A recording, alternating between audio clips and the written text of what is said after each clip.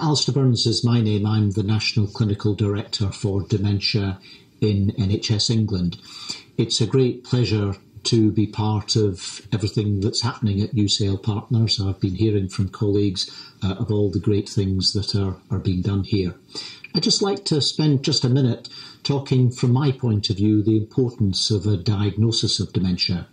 We know that across the UK, on average, the diagnosis rate is around 50%, perhaps a little less.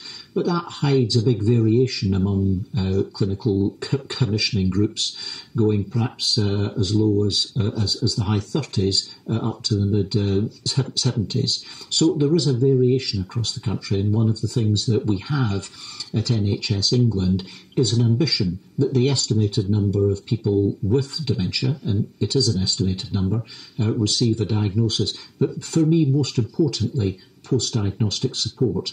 We know that for individuals, a diagnosis of dementia is good because it can relieve anxiety, it can reassure, but also there are great opportunities that a diagnosis of dementia can bring for the person themselves. As I say, it's explaining symptoms. There are specific initiatives such as cognitive stimulation therapy, reminiscence therapy, all the kind of support that's there.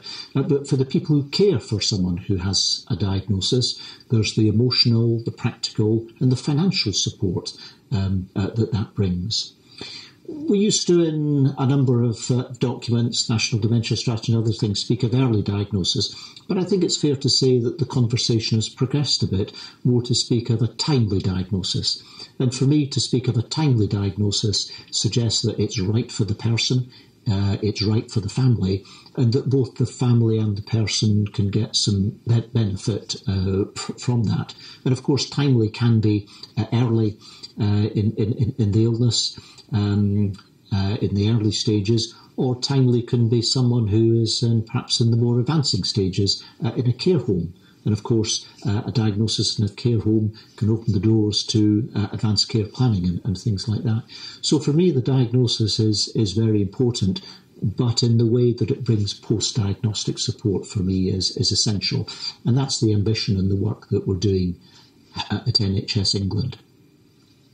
We know that dementia is a challenge for everybody, and I've thought for some time now that one aspiration we might have is to rethink dementia as a long-term condition that is diagnosed and managed in primary care like other long-term conditions.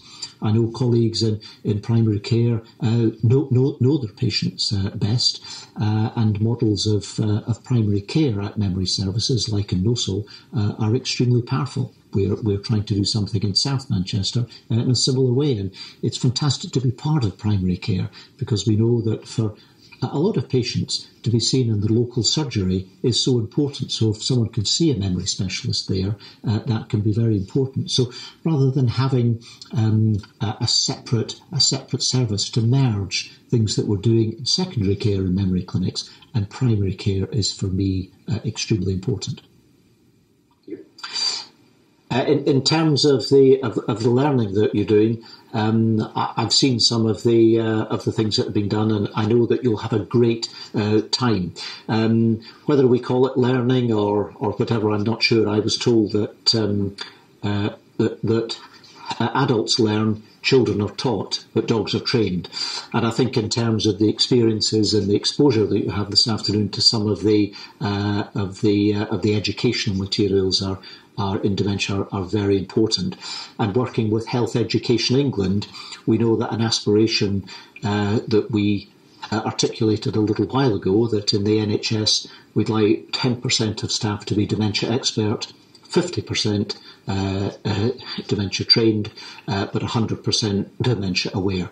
And I think the work that you're doing is so important at raising the profile of dementia, raising awareness, and ultimately then to increase the quality of life that people with dementia have and their carers. So on behalf of everyone working in dementia, thank you very much for taking the time to do this.